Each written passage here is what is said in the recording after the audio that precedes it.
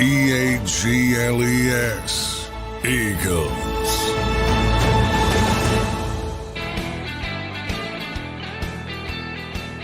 Good morning, everybody. Welcome into Birds 365, a Wednesday edition. Game week, everybody. Just 2 days away, Johnny Mac, till the Philadelphia Eagles kick off in Sao Paulo, Brazil. It's moving in quickly. How you doing on this Wednesday morning, Johnny Mac? Yeah, I thought I'd be doing better. I'm not going to Brazil, obviously, so I thought maybe I'd have a little time to breathe before the game on Friday. But no such luck. I wake up to a cluster, you know what, of political activism in my inbox and tweets and things of that nature, and the fact that I think everyone saw those Kamala Harris ads go viral that declared her the official candidate to the Philadelphia Eagles. They are counterfeit, but it seems like an Eagles employee might have been involved with it. And yeah, so that's where we are. But the Eagles are standing by there as an organization from their standpoint. The ads are counterfeit. There has been no organizational backing of those particular ads. And you have, boy, it's amazing. You know, I don't care what your politics are. Like I said, when this first came up, I said, it's well known, Jeffrey's politics slant very, very left, Jeffrey Lurie. So I get why people jump to the conclusions and things like that. But in this particular case, it's the director, the accusations are against the director of team relationships by the name of Christian Molnar, who was evidently on social media clapping back at some people stupidly, I would say. Yeah, and that's editorializing stupidly. And Laura Loomer, who is a right-leaning reporter, broke the news. And, a lot of people don't like her because political people are insane. If you're not on their side, you're the devil. Right. So you got one side who thinks, Jeffrey's trying to sway the election. You got another side that says, well, Laura Loomer's crazy. I mean, you want to deal with football, but here we are. And yeah, and I'm still working it, and I've got a lot of stuff, but yeah, not where you want it to be on the eve of the NFL season. Yeah, no doubt about it. I will say the one thing, because I do want to move off this. I don't want to spend too much time talking politics here at the beginning of the show. But the Eagles did get themselves involved in a little bit of a controversy here. And I find the word counterfeit, Johnny Mac, interesting because I don't know exactly what the dictionary definition of counterfeit is, but when you look at the ad, it does look like a graphic from the Philadelphia Eagles. And then you have the employee of the Eagles, going out on Twitter and rogue, but whatever he did, I don't know about counterfeit. Maybe it was not intentionally done by the team, but and that's what the team is trying to say. There's no organization. I would not be surprised at all if this particular employee used Eagles equipment to make these ads, because you're right. And I got that from a guy who's very familiar with the organization, that the graphic looks extremely similar to some graphics created by the team, including font types in the past. Now, I imagine I'm not a graphic expert either. I imagine people who are can look at something the Eagles have created and do something similar. I'm not an expert. I can't talk about that kind of stuff.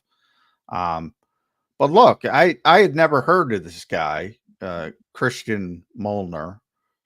And number one, I wanted to check if he actually worked for the team, because if you go to his LinkedIn page and his social media, he's got Eagles all over it. But there's a lot of people that work with the Eagles in a very ancillary manner. maybe on a program or a thing like that. They want to say I work for the Eagles, and they want to put it out there on social media and make it out to be a little bit bigger than they are. And I went to the staff directory, and I started in the marketing department because on social media he claims he's part of the marketing program over there. And I said, well, there's no Christian Molnar, so this guy's probably full of what. And then I wanted to double check, and I searched the entire team director, which is pretty lengthy. And there he is, director of team relationship under administrative. Let me get it. I want to get it exactly right. I tweeted it out there for everybody to see, but so yeah, I mean, he's an employee of the team. Director of team relationships is what you tweeted out. Yeah. Director of team. I was just looking for the department. So he's under executive administration support, which supports directly Jeffrey Lurie. So you have all these conspiracy theories. And as I said, Jeffrey's political proclivities are well known. I mean, I knew that before any of this started. Yeah. But as the team's director of team relationships, that's his official title. So he does work for the team. I don't know how long that's going to continue. Yeah, I mean, look, I don't care what your guys' politics are in the chat, John. Like, everybody can vote for whoever they want to vote for, but if you're telling me an employee used Eagles facilities to do this and then print it and put it all over the city, and it wasn't, and I don't know that to be the case, but I don't either, but it seems like that's at least how it sounds from here. That guy should definitely be fired. That's like going completely rogue inside your own organization, using their equipment, using their resources to do something that you want to do without approval from the team. That's pretty crazy. Yeah, I mean, and you got a great job, and I'm just saying, look, I mean, to do it, number one, if he did it, but then he's on social media.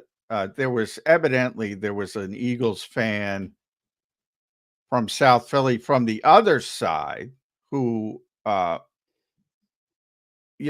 didn't like the fact that the city wasn't taking these things down.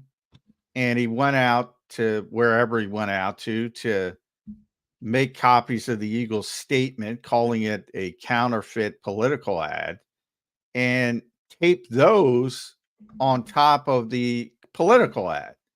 And then, so Steve Keeley from Fox 29 evidently posted this on social media, and Christian Molnar tweets back, "Isn't that a crime? Is Joe from South Philly going to clean or remove those papers? Are you justifying vandalism? So if you disagree with an ad, can you vandalize?" I mean, at that point, you're too dumb to exist, as far as I'm concerned. Yeah, I agree. Well, number one, get the hell off social media. I know all these morons. I mean, or use some sense. But anyway, that's where we are with this particular story. Yeah, definitely. And I'm with you. I don't want to talk about Laura Loomer. I don't want to talk about Jeffrey Lurie's political beliefs. I don't want to talk about all this stuff. All I can tell you is the organization stands by their statement that it's a counterfeit political ad, but it's looking an awful lot like one of their employees made the counterfeit political ad. Yeah, look, I mean, everybody's like, hey, talk about football. I get it. But look, John's a reporter of this team. When stuff happens involving the team, guys, we are going to talk about it. So this is now, dominating the social media feed for many with the political ads. Dominating mine. Yeah, and John's phone is blowing up and all sorts of stuff. So look, I get it. You want us to talk about football. Believe me, I want to talk about football too. But definitely an interesting thing going on. Not something I think the Eagles wanted to be involved in 2 days before they kick off the 2024 season. But at the end of the day, we'll move on. We got Mike Gill coming up, John, in 5 minutes. We got Brandon Lee Goutland in hour number 2. So we do have a great football show planned for everybody. We're 2 days out. I think we're 2 days, and it's 8:15 a.m. So another 12 hours would be game time. We're like, I don't know what we are, 50, 60 hours away from this game. You're doing too much. I can't. I've gone through too much this morning to do math. Come 60 hours away throw from the math game, baby. Let me just get one super. I just want to hit the super chat before we move on. Prince, appreciate you, brother. Thank you for the $5 super chat. One of our best supporters here on JAKIB.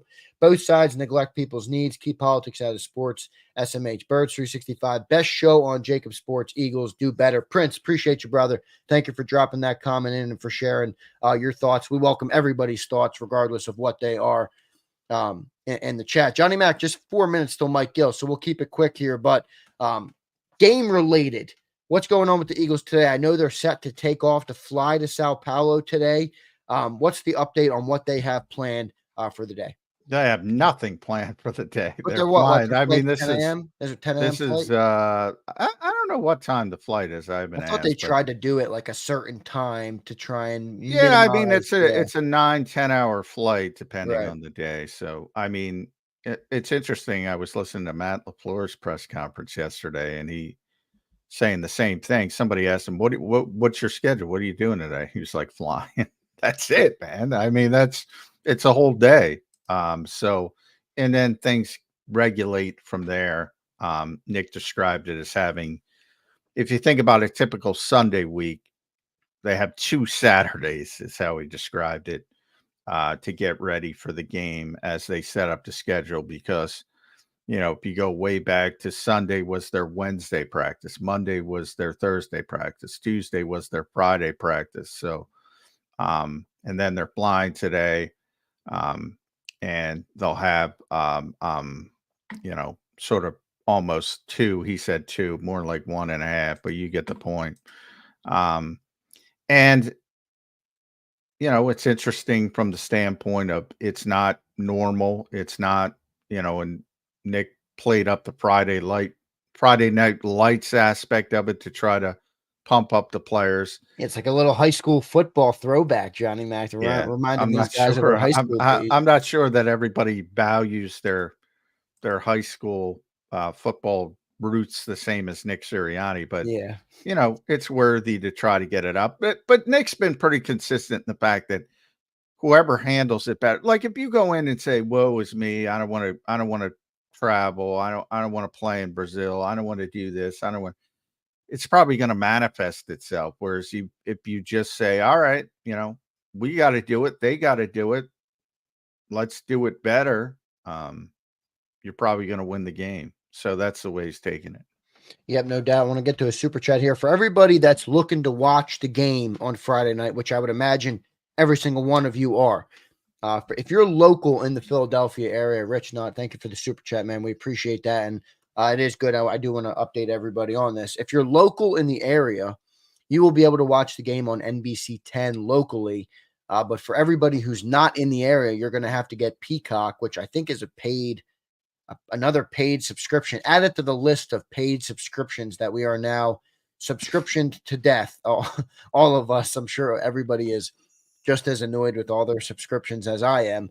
But so that's how you're going to have to watch it, I believe, right, John? That's the only way to watch it if you're outside the. Yeah, if you're outside locally, as you said, NBC 10, you still have to have. That's the one thing the NFL has kept for regular season games. We learned they don't keep that for preseason games. When what was the goofy, the really goofy app? What was it? Cozy TV? Cozy TV.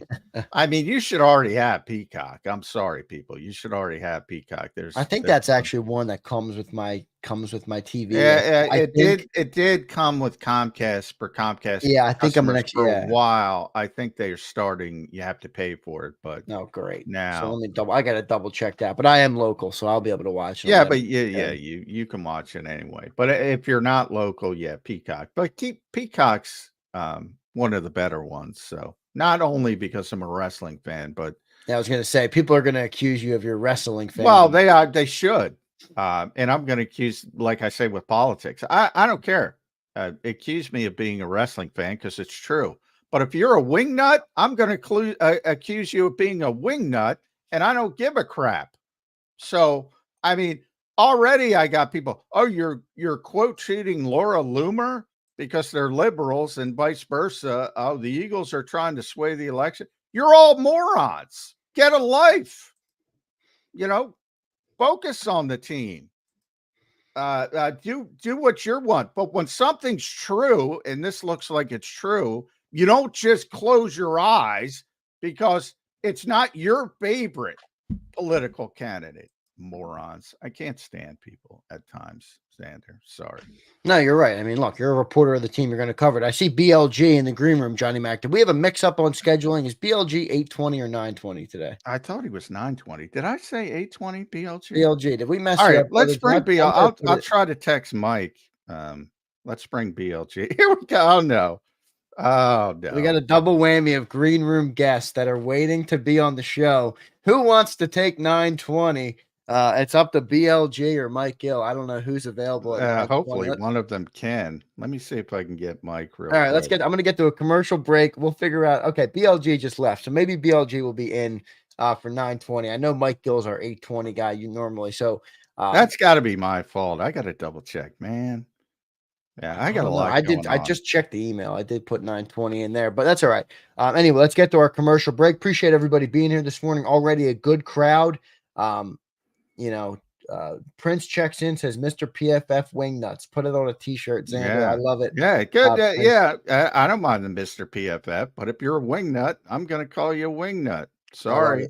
Look, John, you're a great reporter, and I would, continue to report on this team. Forget what the people are saying, as you always do. So we'll move on past the politics, but it is worth noting as it's something surrounding this football team. So we're going to touch on it, as I mentioned. Let's get to our commercial break. I see our man Mike Gill in the green room, so we'll bring up Mike Gill coming up next on Birds 365. If you missed any of today's show on the JAKIB Media channel, listen to the podcast on your way home. Available on YouTube, Apple, and Spotify. He's blocked well and tries to cut through the middle. Oh! Your gut says Miami is going to win, and you should take the over. Your gut also said your NFT selfies would only go up in value. They didn't. But your head is on Sports Grid and knows the QB is in concussion protocol. The backup has a 45 QBR against the zone coverage. The New York D has the most sacks in the league. So yeah, trust your head. It's smarter to be on Sports Grid. I get scared sometimes. Of a lot of things. Joining in. Decisions. The dark. The dark.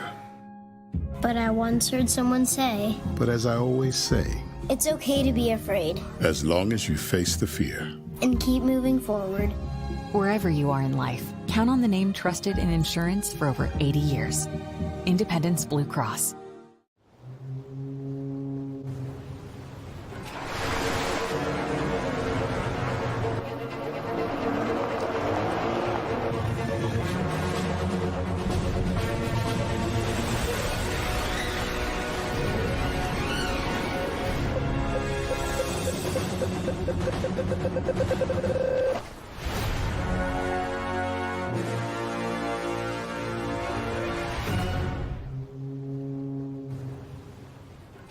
Heading down the shore, have a ball once more. Here, imaginations run wild and time stands still. Because here, you can find the best of the Jersey Shore, all on one 5-mile island. So leave the old you behind and get lost in the woods. Wild, wild, wildwood day. Plan your stay in the Wildwoods today. Imagine for a moment that you went to work today and when you came home, you were catastrophically injured. Your life and your family's life. That's what happened to union construction worker Mike Little. I was scared of what the end was going to be, but to be 100% honest with you, I knew I was going to be all right just by talking with Brian. In my heart, I just knew everything was going to be all right. Call the firm and find out why they say, "We got this." Call 215-458-2222. Michael Vick at BetUS.com. Catch an incredible 125% sign-up bonus on your first 3 deposits, plus 10% gambler's insurance. BetUS, my online sportsbook and casino. EAGLES, Eagles.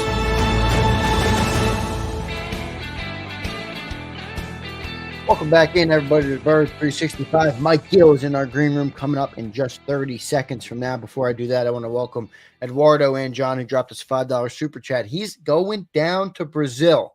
He says, y'all send me a little prayer today. I'll be making my way to Brazil. And honestly, I'm excited. Nothing like watching football in a football country. I love it, Eduardo. Appreciate you being here, brother. Appreciate your support of the channel. I'll send you a prayer up so you travel safely down to Brazil and enjoy that Eagles game on Friday night. Hopefully we get the win versus the Packers. Let's welcome in our man, Mike Gill from 97.3 ESPN down the shore. Mike, welcome to the show, man. How you doing? Hey, good morning, guys. What's up, man? Hey, Mike, real quick, it was my fault, so it's my mistake, BLG. I double booked, Mike Gill. You know what that's like. I imagine it's happened to you once or twice. I blame it on fat fingers. I just said 8 instead of 9. Hey, my invite comes live on the air, so yeah, that's true. It's no fat fingers there. No fat fingers. No, well, you're normally our 8:20. Brandon Lee Gouton normally comes on at 9:20. Typically most Wednesdays, and I just hit 8:20 when I was texting him. But yeah, you were the correct one. I meant to book you for 8:20. I meant to book BLG for 9:20, but I booked him for 8:20. Gotcha. I said yes. So do you want me to leave? No, he's already back. He normally does 9:20. So gotcha. I'm just saying it's my fault. I'm trying to take accountability like Nick Sirianni preaches. Gotcha. Well, Nick Sirianni preaching accountability will be a theme this year, I guess, right? Everybody's going to be kind of paying attention to that as we talked to John yesterday about, how big this game is. And if they don't look good in this game Friday night, a lot of questions will probably go to accountability and Nick Sirianni. I would imagine he will be the guy, if they don't look good Friday night, that's going to get most of the ire of the Eagle fans. Yeah, it's interesting. You're probably right, Mike. And that's it, because if they win and they look great, then it's going to be, Kellen Moore is so much improved and Vic Fangio, and Nick's just got to get out of the way. But if they lose, that's the life of a head coach, man. If they lose, it's all going to be on the head coach and to a certain degree, the quarterback as well.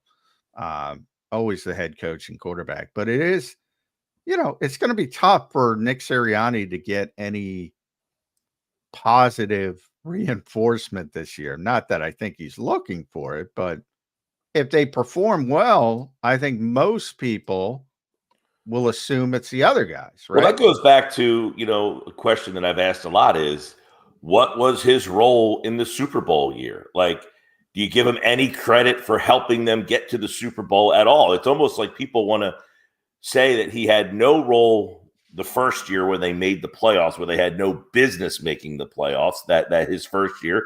Then they get to the Super Bowl. What role did he have in that? They were 10-1 at one point last year. Did he have any role in helping them get to 10-1?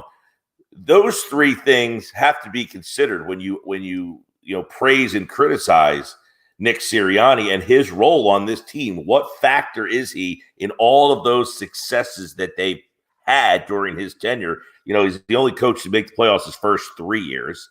He'll try to make it 4 in a row this year. It'd be a huge disappointment if it isn't 4 in a row. So what role does he have in all of that is something I think gets lost in the sauce with him.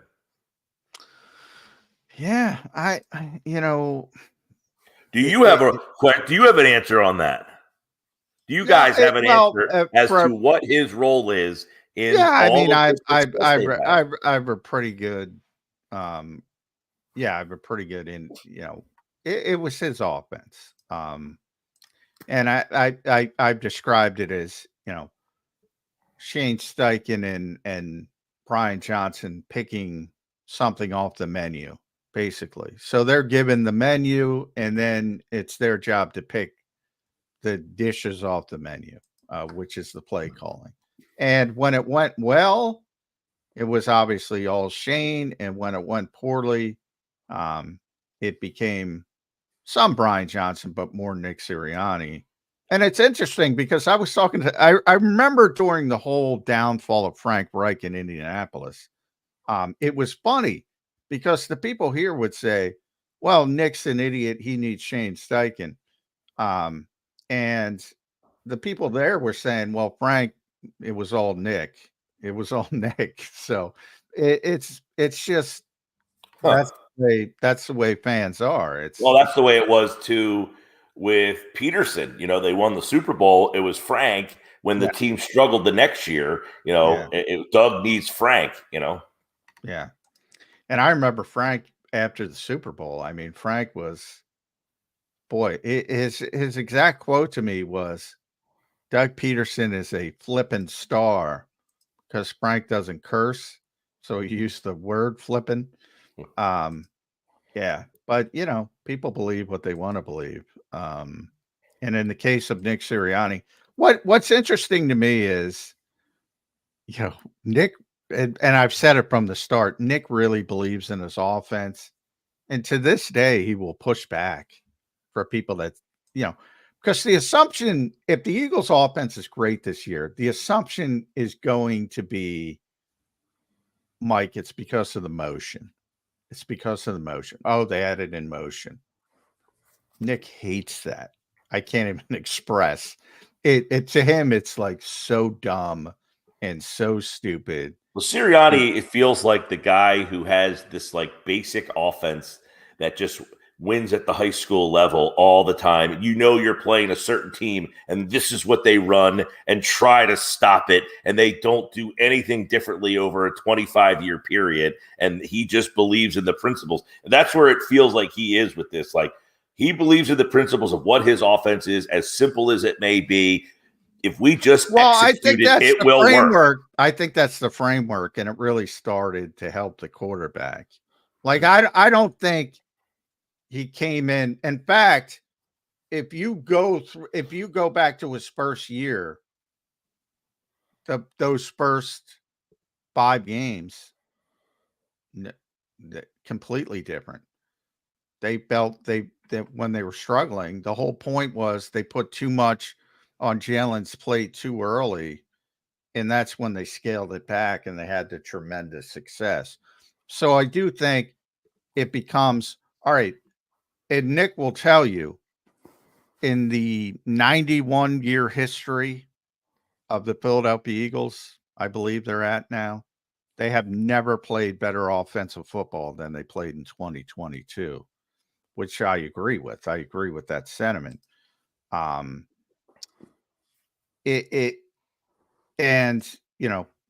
thought is that his offense hasn't changed. I think all you have to do is go back to Indianapolis and look at the difference between Andrew Luck and Jacoby Brissett and Phillip Rivers. It's constantly changing. He's trying to take advantage of the quarterback he has at the moment.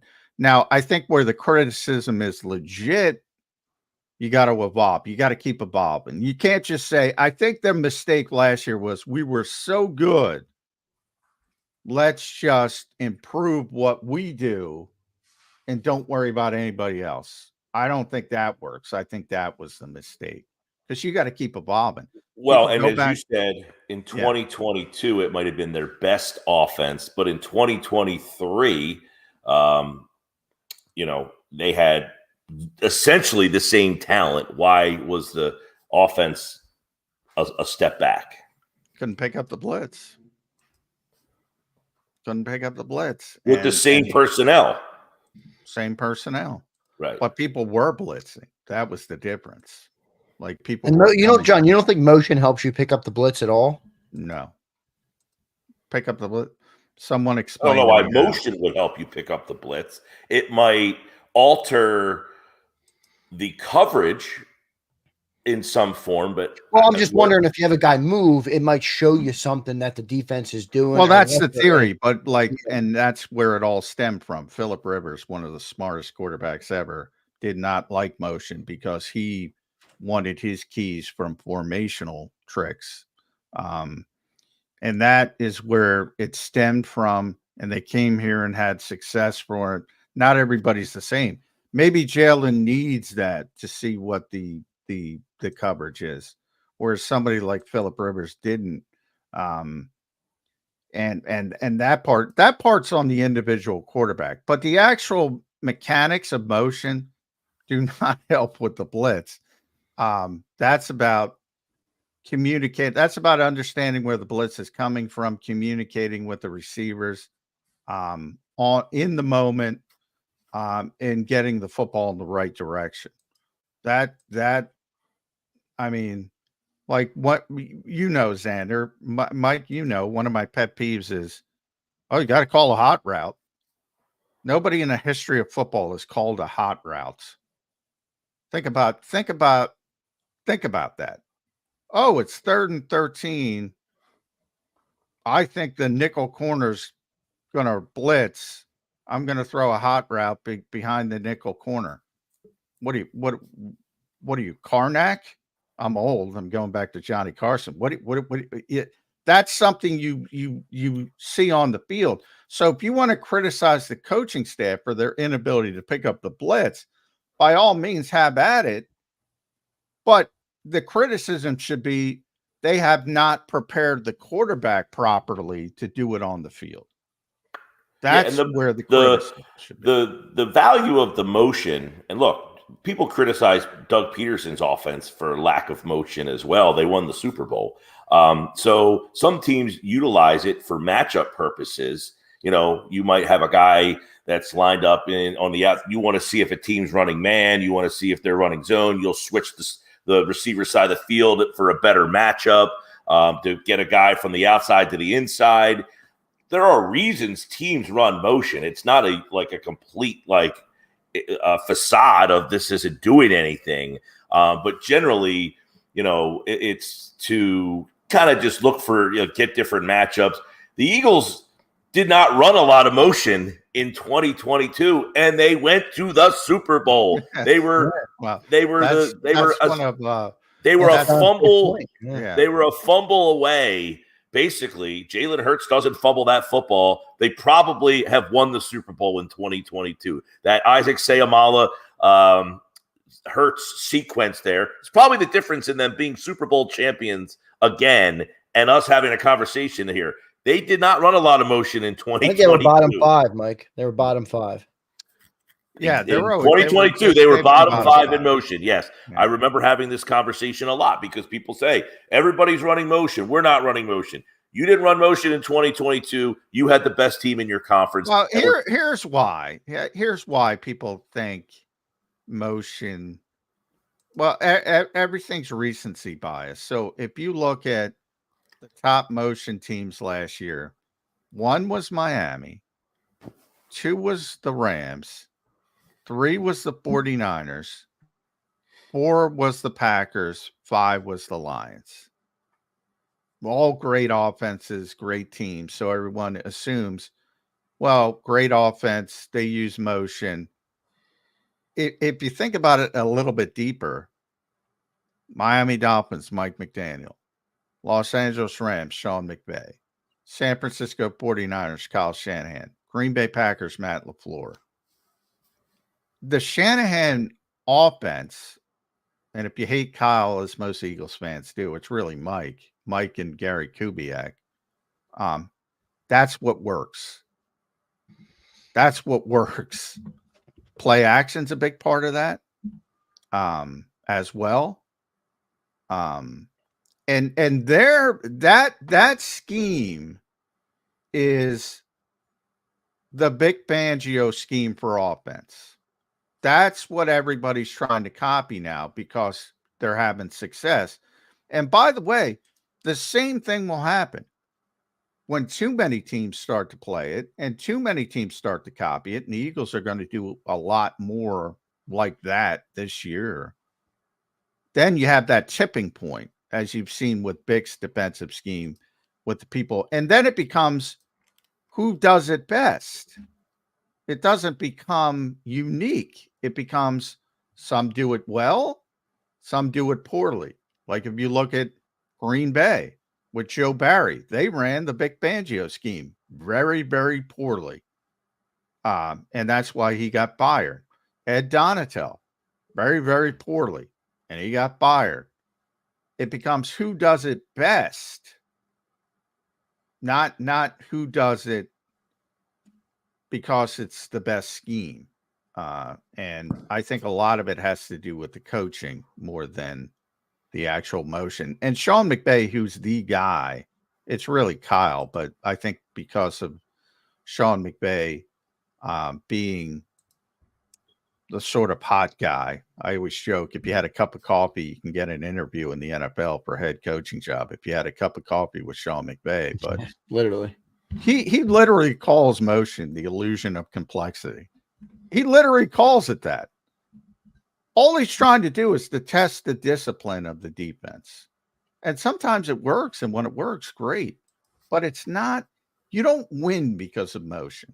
And that drives Nick Sirianni crazy. It really does. Well, it also, it feels a lot like, when we've had this conversation, it feels like it's one of those things where people don't really know what the motion is used for. It just wants to make you sound like you know something more than something else. Somebody said that very well. I forget. You might remember. Well, and we get into these things a lot. It's like, well, this team does motion and that team does motion and we're not doing it. Well, again, in 2022, we were better than all those teams. So if there is no definitive variable of why you're successful and why you're not successful. Many different ways. And by the way, I asked Kellen Moore at his first press conference about motion, at his first press conference in Philadelphia about motion. And he admitted, well, I like it. My dad liked it. I liked it in college at Boise State. He does it because he likes it. Not because it's more success or least success. There's a bunch of different ways. Right. He's comfortable doing it that way. More than one way to skin a cat is what they say. Yes, and I guess but that's skin a cat though. No, I'm not actually doing that. Prince checks in. He says, we implemented RPO, which operates in a similar manner. The defense can't react quickly to the offense because they have to dissect it. I do wonder if the RPO had anything to do with the motion and teams adjusting to it. And then you add that to kind of counter their adjustments. Is that a fair read on it? RPO is more of the replacement for the play action. It's just a different form of play action and really putting defenders in conflict is what that part of it's about. So we think about traditional play action like Kyle Shanahan, quarterback under center, dropping back, baking it to the running back. That's traditional play action. In the more modern spread environment where you're always in the gun or pistol, the RPO is about sort of replicating some of that putting the defenders in conflict more than motion. And then it becomes, Nick Sirianni would say, always says about Micah Parsons, if you can't block him, read him. That helps in that way as well, because there's certain defenders you can't block on a consistent basis, and you use that against them almost, and forcing them to choose between the quarterback and the running back in that conflict, and it helps in that matter as well. So that's more of what the RPO is about, I would say. But anyway, back to the Packers. This is a good team, Mike Gill, and you and I have talked. Actually, about... I say you said this is a good team. I said very good team. They went 9-8 last year. By the way, they used a lot of motion in that 9-8 season. Matt LaFleur. But it's interesting. They don't have a receiver that's like in that upper echelon group. They brought in Josh Jacobs. Is Josh Jacobs still an elite back in this league? Yeah, I don't get that. That's what I don't get that. I thought they had why they moved on from Aaron Jones. I thought they had two good backs that fit their system well last year. We'll see. Maybe Jacobs still has another big year left in him. Those type of guys are always interesting when they change teams. How many times is a running back, now the Eagles have one here, obviously, picked up in free agency? how many times has that really kind of worked out for you where that running back comes in and it just has this big year? There's been, but we're talking about motion and things and the league's evolving. The last kind of big running back I can remember changing teams, like Marshall Faulk, when he changed from the Colts to the Rams, that really worked out well. But the running back changing teams a lot of times. But Jacobs, what kind of role in this offense? Because everyone seems to be excited about this offense because of Love and the 3 receivers. They have this depth at receivers, but they're not well-known receivers. They're not big-name receivers. Again, this team went 9-8 last year. This wasn't a team that was a 12-5 type of team. They kind of came out of nowhere in that playoff. So we're basing their success on really one playoff win and then a good playoff showing in a loss as to why this team has now kind of emerged. I think they have. I think they're pretty good, but are they being overvalued going into this year based on their playoff run? I think they got a pretty damn good offense. I think defensively maybe, but I think they've got a great offense. I think Jordan Love. You talked about they don't have an AJ Brown over there in terms of caliber of receiver.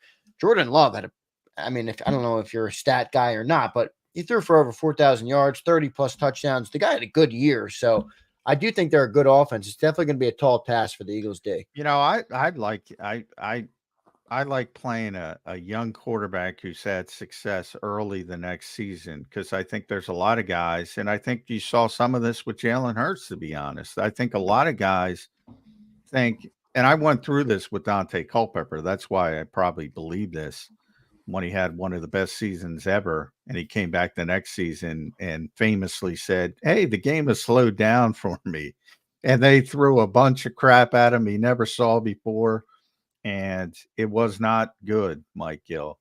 I think a lot of young quarterbacks sometimes think, I got to figure it out. I got it figured out. Mm-hmm. And then they come back and throw, and Vic's going to throw some crazy. And not to mention, do you have the thought that you figured it out? And the team said you figured it out by giving you the largest contract in the history of the league. I think that's something to keep an eye on, at least early in the season. Now, the good quarterbacks adjust, but that can be very helpful for the Eagles in week 1. Because I think Jordan Love's going to be a very good quarterback. And he had a tremendous second half of last season. But I do think you're going to have that short window where you think he's probably feeling himself a little bit, and maybe he thinks he's got everything figured out. Maybe not. Maybe he's the kind of guy who just keeps working and working. And I only bring these things up not to say that I'm doubting them. I think they're going to be pretty good. And just say, look, they got a lot of players who don't have a long track record that we're putting a lot of stock into. The receiving core they have, Watson scored a lot of touchdowns. Reed's pretty good. Romeo. They've got 3 guys who are pretty solid, but none of them are you lining up at the fantasy football. Not that matters, but I'm saying they're not big name wide receivers. No, but sometimes that works, Mike. In the case of Christian Watson, he's always hurt. But everybody knows that dude is a freak. He's an amazing athlete. Yeah. Put it this way: they don't have a Justin Jefferson that you have to worry about where this guy is.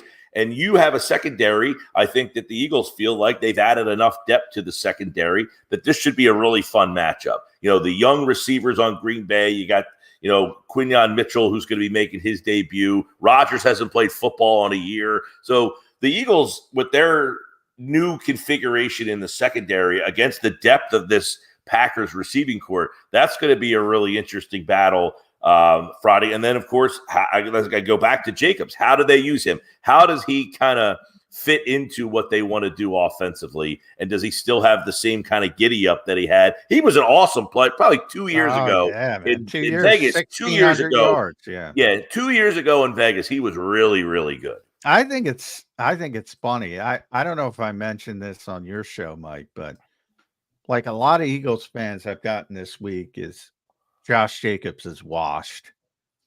And he might be. Because he touched it 400 times that season you're talking about when he had 1,600 yards rushing. And last year he came back and, I don't know, averaged 3.5 yards per carry and certainly looked washed. from the standpoint. We've seen that happen before with running backs who touch it that much. Yeah. Most notably DeMarco Murray when he came to the Eagles and had nothing left. Well, and that's what I talk about when the running backs change teams. It's usually because they got used and abused where they were, and then the team says, "Go ahead," and but it doesn't work out quite as well. That's what the Eagles did. I said the Eagles did it, so you have to take that as well. Yeah. You got to factor. I'm like, Saquon's got a ton of touches. He's a year older than Josh Jacobs. He's actually older. He's got more touches in his career. And everybody's telling me this week that Jacobs is washed, but get ready for the Saquon show. Which one is it? It's got to be in the back of people's minds that now I think the whole Hard Knocks thing where you saw the dynamic between, Mara and the GM, Mara wanting Barkley to stay and that they couldn't let him go, and the GM saying, "There's no way I'm bringing this guy back. What are you kidding me?" So it is an interesting dynamic. Look, I think the Barkley thing was a surprise and a shock to everybody, but because he's coming to your team, and look, Barkley has the cachet of being the number 2 pick in the draft. He played at Penn State, was an amazing player in this region. So I think people are anticipating getting this player who was a second overall pick talent, as opposed, Jacobs was a first round pick, but not as well known throughout, to people. So you're almost like doubting him a little bit more. Whereas Barkley, he was the player. He was the guy who, you don't take a running back that high in the draft. So you think that there is more talent there. And then, of course, I'm watching the TV in front of me this morning right before I came on. Oh, he's better than Christian McCaffrey. He's going to have a bigger impact in the offense than McCaffrey does this year. And, John, I know you and I have talked about this on my show a lot, that you hear those comparisons a lot, that people look at Barkley as a different type of talent than they do Jacobs, even though they've had similar type of careers. Yeah. And, I mean, Saquon's so interesting from that standpoint because I do think it's like when it, kind of crystallized to me watching him in camp every day. Like he's bigger and stronger and faster than most everybody.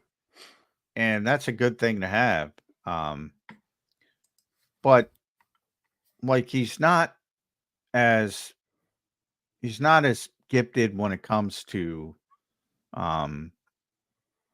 being in space as a lot of the other great backs.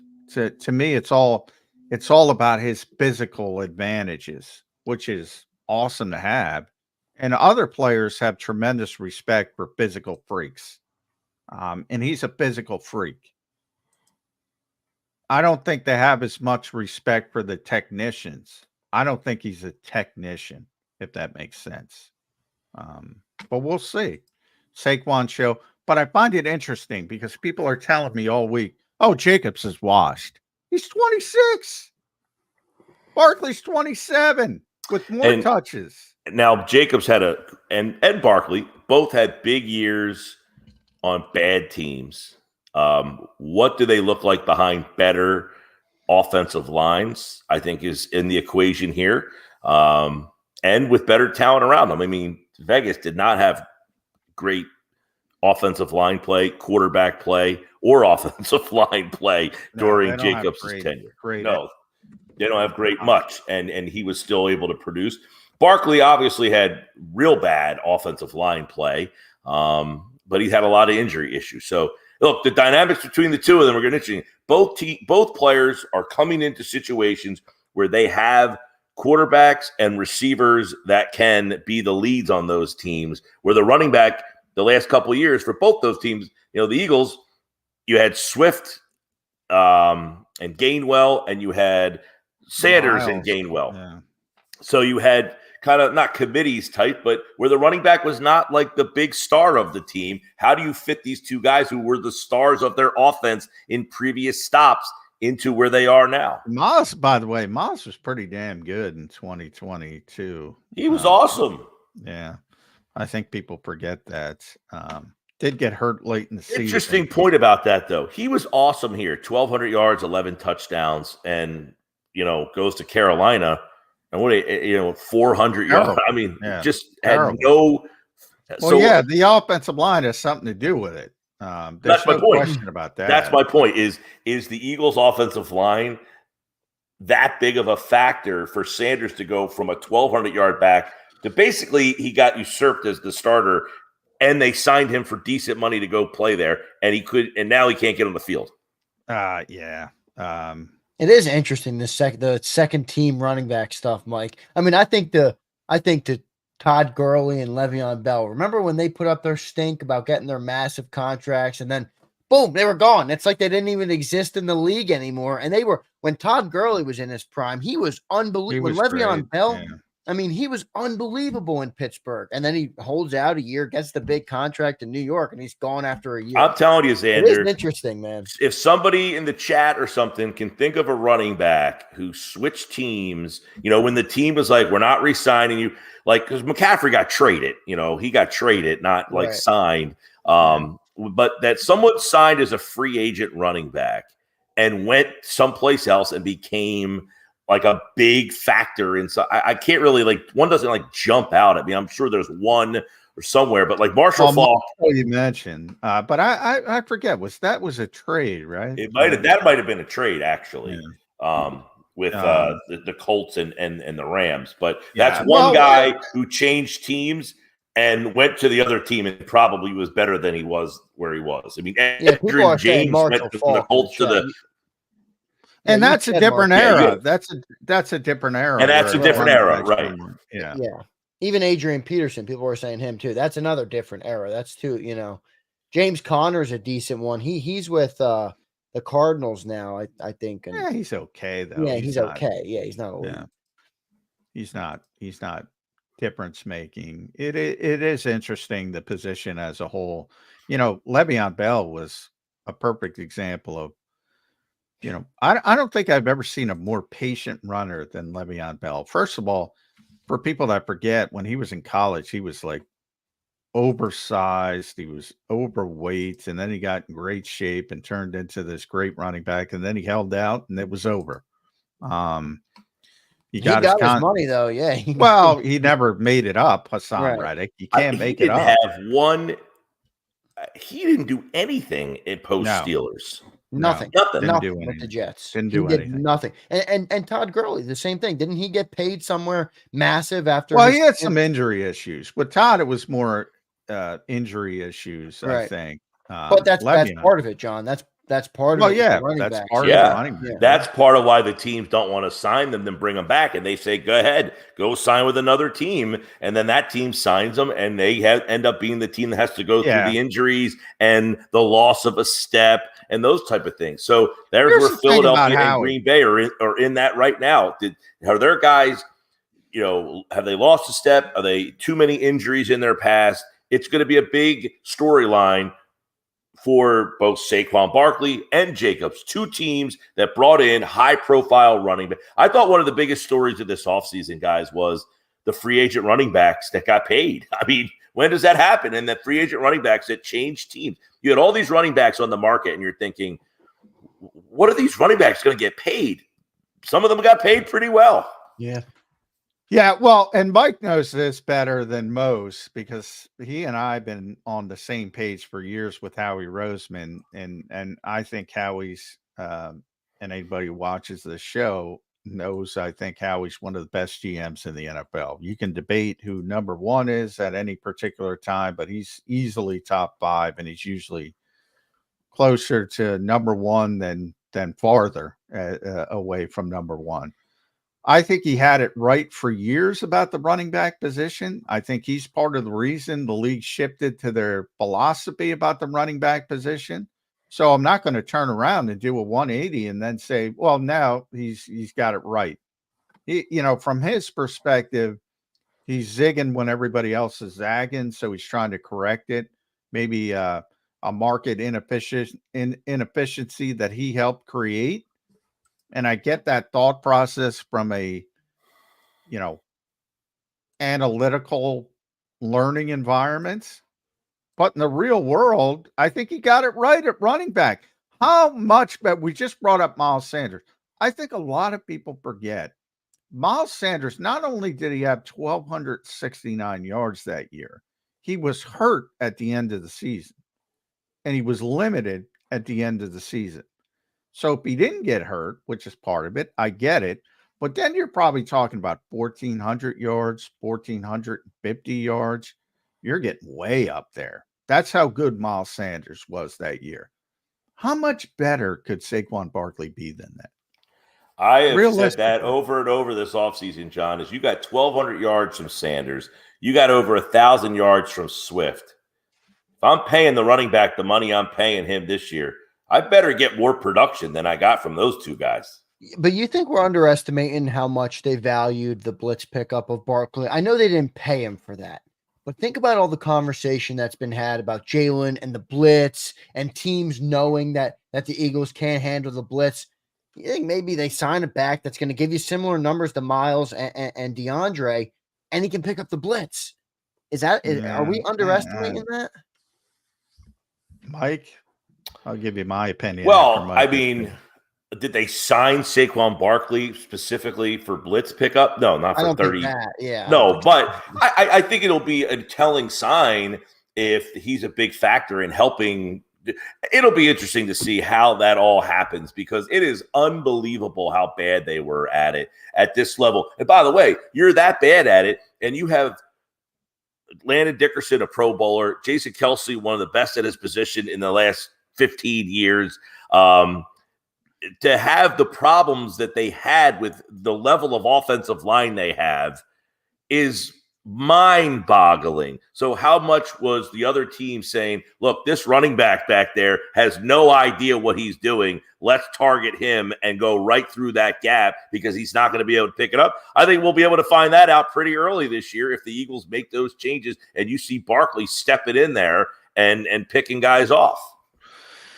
Yeah, I think it's. But how much? I guess the question goes to John: is how much was the running back's role or lack thereof a part of why they weren't able to pick up the blitz? That's a good question. Well, I think a decent amount, but I think there's I always say it with linebackers. I've gotten to the point where, people say, "Oh, you got to get coverage linebacker," and then I ask them their favorite coverage linebackers, and some come up with the right answers, but most don't realize how difficult it is for linebackers to cover in the modern NFL game. Certainly in space, I think that's the same thing. Is Saquon Barkley one of the best blitz picker uppers in the NFL? Yes. It's like the tallest short guy at the circus. Like nobody picks up the blitz anymore. Nobody picks up the blitz in college. That's where it stems from. They're not used to it. So he's pretty good at it compared to his peers. Is it difference making? Is it like the way it used to be? No. Well, where maybe guys it's are the reason stoning guys. Maybe it's the reason you go to that 12. Like DeAndre Swift got $8 million. Maybe you're like, I'll give 12 to Saquon because that extra 4.5. If you're talking about why the Eagles signed him, blitz pickup is about 67th on the list. Interesting. I thought it'd be higher than that. Well, I mean, I didn't think it was exaggerating. I'm exaggerating for a fact. I know you are. Yeah. So I don't know that you could come up with a list of 67 things you want the running back to exactly. do. So that's the embellishment part of it. Yeah, but I don't think that's at the forefront. Although he is, again, compared to his peers, it's like tight ends. And they say tight ends. Now the thought is everybody says with tight ends, lose slowly because they know they're losing. Just lose slowly. That's sort of the same thing with blitz pickup. You're losing. I mean, if there's Saquon Barkley ain't Emmitt Smith in his prime. Like if you want to go back to old school guys who picked up the blitz every single time, they don't exist anymore. So is he going to be better at it? Yes. Is it going to be? Is it why the Eagles signed Saquon? No. not even remotely. That's like a little bit of, oh, and by the way, he's going to be better than the direct that you have had and everybody else has. So it can't hurt you. But I think if you watch a game and, well, Wink's no longer here and they don't play Minnesota, right? No.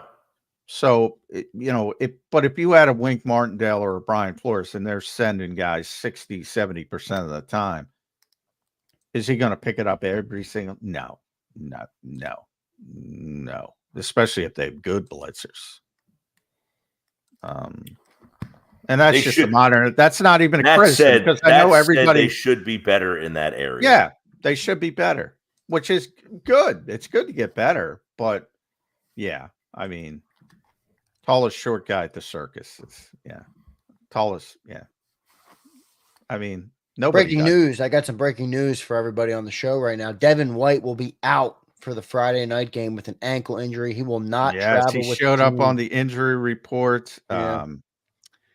And another conspiracy theory, because a certain someone outplayed a certain someone. Well, you didn't hear that here, did you? Oh, you did. Consistently. You hear everything here on Birds 365. If you're a loyal listener, Johnny Mack brings the heat every single day and gives us updates. And I always say, John and Mike, our listeners are some of the most educated Eagles fans in the country, in the world, because we have viewers from all over the place. Mike, last question, man. Thanks for Hold on, real quick. So are they going to go with Baun and Dean? Yeah, right. Which was my prediction. And that means Trotter Jr. will be dressed, right, John? Yes. Yeah. Now, hey, N'Kobe's got to perform. John, are you going tinfoil hat on this?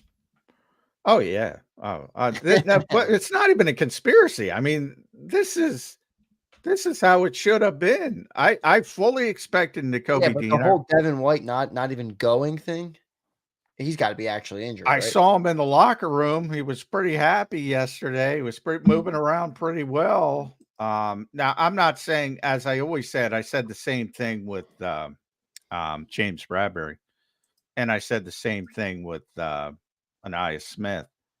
Look, they're NFL players. He's been playing a long time. I'm not saying there's nothing wrong with his ankle. There's probably something wrong with his ankle. What I'm saying, the conspiracy part is they're taking advantage of a little banged up to put the guy they want on the field. And if everything goes smoothly, you're never going to see the Devin White era. Wow. Now, if N'Kobe Dean, because you've been on my show saying you thought that Dean would take over for Baun eventually, I think, right? Well, yeah, but I've shifted from it was White and Baun, where the Eagles went through the whole training camp, and I ultimately said it would be White and Dean together. But when the Eagles put out their first depth chart, it became White/Dean, the old college trick. You're a West Virginia guy. You know how college teams put together their depth charts. So when they don't have a clear starter, they use the slash. It became White/Dean, and Baun was by himself. So at that point, I shifted to, it's going to be N'Kobe and Zach Baun. And yeah, here we are. Now, again, if Zach plays poorly, if N'Kobe plays poorly against a very good offense, Devin White might be out there against Atlanta in week 2. But this is the opportunity. If they play well, they're not leaving the field. The amount of people that have been criticizing John McMullen this offseason for his Devin White projections. Hey, I was right there. I mean, again, I'm going to be presenting Mike you was with there. Mike understood. Mike talked to a bunch of people in Tampa. I was just say, I talked to a lot of people in Tampa, and they were not very complimentary, let's just say, of White's play and his unwillingness to really want to learn and get better, and just use kind of natural talents. And people start to see you on film and over pursue and not great in coverage and yada, yada. And you had a player in the last couple of years, who was not the same player as he was 2-3 years ago. Yeah. So John, is Nakobe going to play the mic and Barn at the will? Yeah. Nakobe's going to have the green dot, and he should. And by the way, I got to see Nakobe in the locker room over the past couple of days. Remember, we're not in the locker room until first time we were in the locker room was Sunday. We don't get to go in the locker room during training camp any longer post-COVID. They never lifted that? No, they lifted it, but we only when the regular season starts. So from the preparation standpoint, that would be Sunday. And that's the first time we're in the locker room. First time I saw Nakobe up close. It's a locker room, to be blunt, with a tank top on, shirt off. Guy's jacked, man. He took it complete. So we were talking about his physicality, which is surprising because he's an undersized guy. Well, he took his rehab and he couldn't do anything with his lower body because he had Lisp rank surgery. And he just built himself up in his upper body. And he's been out physicaling people all throughout the summer. Last 3 weeks, it was not close. Zander knows I've been saying it was not close when it came to the linebackers. It was Nakobe and everybody else. Now he's got to prove it against Green Bay, but he's the Eagles' best linebacker. So I wouldn't be wringing my hands if I were Eagles fans about this injury, even remotely.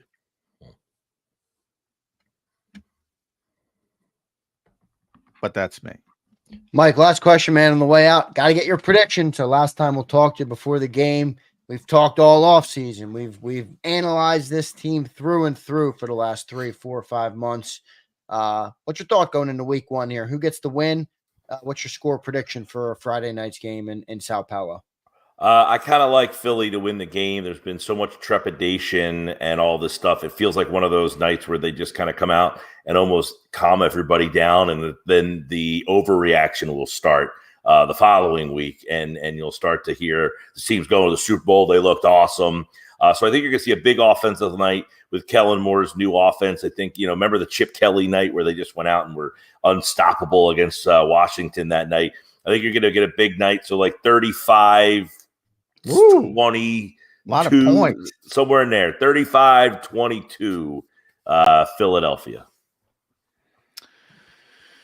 I like it. That's bold. That's essentially a blowout in the NFL. It's not a college blowout, but that's a blowout. That's a good team. I'll tell you what, I do hope the Eagles win this game from the standpoint of I don't want to deal with this all season that they lost a home game and they lost to Green Bay, and that's going to impact them down the road.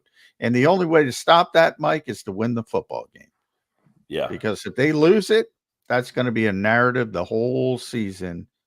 It feels very the way things have been going in Philly sports recently. You get the hot start, you go off to the good start, and then somewhere along the line, you kind of hit the cruise control. Yeah, well, that part's true too, because if the Eagles start 10-1, people will be like, all right, let's wait and see. Yeah. By the way, for the people asking, how do you get to 22? I don't know. There's 2-point conversions, missed point after attempts all over the place in this league. Yes. They got a new kicker down there. They got a new kicker. Yeah. They got a new kicker down there who, by the way, made every single point after attempt in his college career. And then in the preseason, he shanked one. So 22, I don't know. I just came up with a number that sounded like somewhere like they're trying to get back in the game, and you get to a weird number. So 22, 23, 24, somewhere in there, 35, low 20s for Green Bay. I like it. Good stuff, Mike Gill. Appreciate you being here, man, on the show today. Good insight. Nothing like some breaking news coming on air. Yeah. Appreciate you being here, Mike. We'll talk to you next week. All right, man. Hopefully the Eagles are 1-0 by that point. And at Mike Gill Show, 97.3, the Sports Bash, 2 to 6 every day. Listen to Mike there. Also, the official home of the Eagles in South Jersey. That's right. You're down the shore, sitting on the beach. You can bring the radio and listen to the game on 97.3. Good stuff, Mike. We'll talk to you next week. All right, man. See you guys. Thanks, Mike. There's Mike Gill joining us on Birds 365. Johnny Mack, breaking news, man. What's your reaction? I know you kind of gave it with Mike, but I want to get it with just you here now on the show.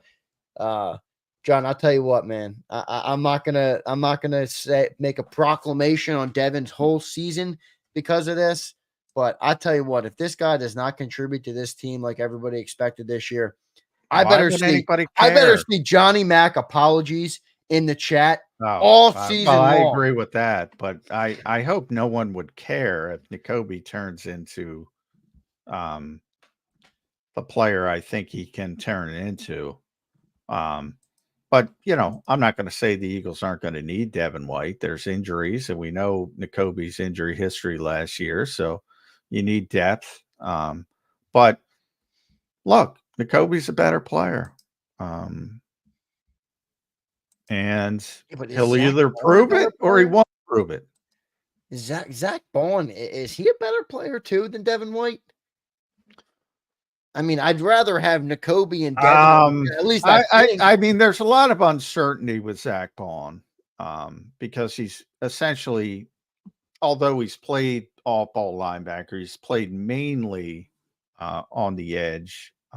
I think, and this is just speculation, I think he's trying to turn him into an Andrew Van Ginkel type player who can do both, as he used in Miami. And by both, I mean he can be an all-ball linebacker and be an edge rusher and have that flat defender who can go in coverage. And Van Ginkel did it at a very high level last year in Miami.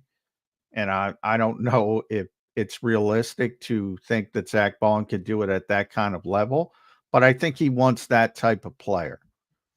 And I think he fits that mold. So it becomes, all right, I want him on the field for that role. And then it's just about middle linebacker. And then it becomes Devin White or Nakobe Dean. And I get why people in Philadelphia would want Devin White because of what went on with Nakobe Dean last year. I think people in Tampa would laugh at you. But they don't know about Nakobe Dean. So, you know, it's basically, as I said, Nakobe has to prove himself. I mean, if he goes out there against Green Bay and because I guarantee you, Matt LaFleur's whole game plan starts with taking advantage over the Eagles over the middle of the field. Right. I guarantee you. So there's going to be plenty of opportunities for Nakobe Dean to screw up. And if he doesn't perform, like I said, you might see Devin White out there in week 2. But he's got a chance now. If you're on the field and you're performing well, nobody's taking you off the field. Right.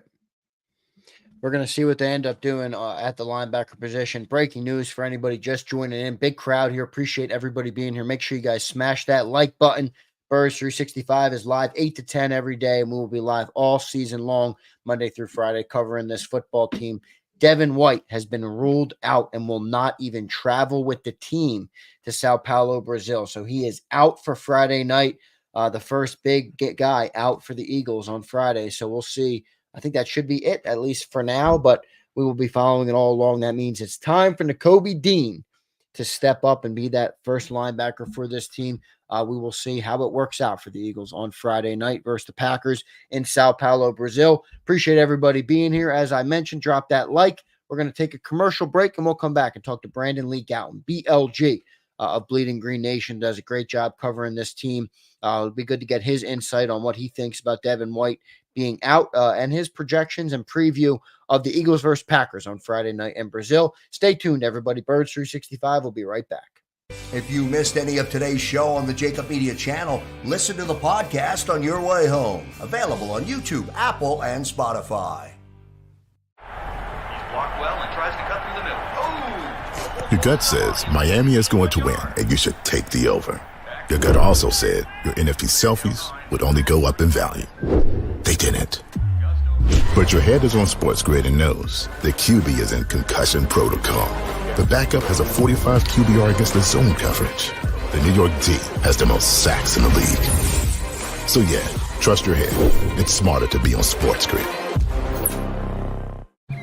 I get scared sometimes. Of a lot of things. Joining in. Decisions. The dark. The dark. But I once heard someone say, But as I always say, it's okay to be afraid. as long as you face the fear. And keep moving forward. Wherever you are in life, count on the name trusted in insurance for over 80 years. Independence Blue Cross.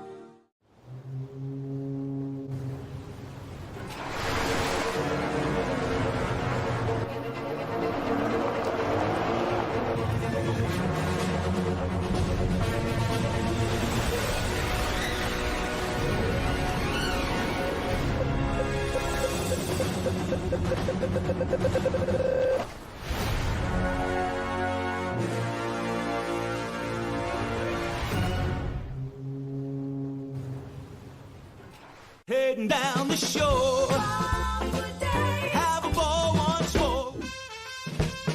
Here, imaginations run wild and time stands still.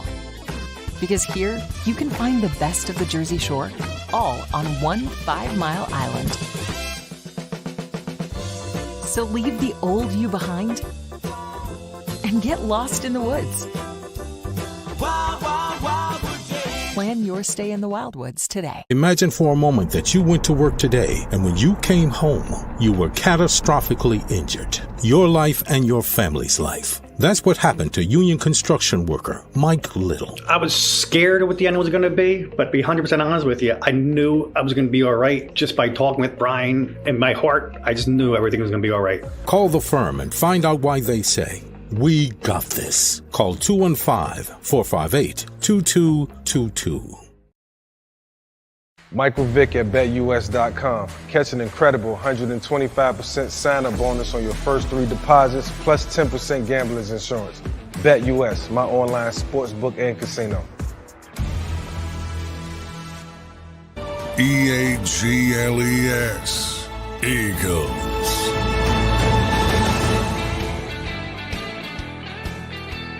Welcome back in, everybody, to Birds 365, a Wednesday edition. Breaking news just came down. Devin White is out for the Friday night game versus the Packers in Sao Paulo, Brazil. Joined now by Brandon Lee Gouton of Bleeding Green Nation. BLG, welcome to the show, man. How you doing on this Wednesday?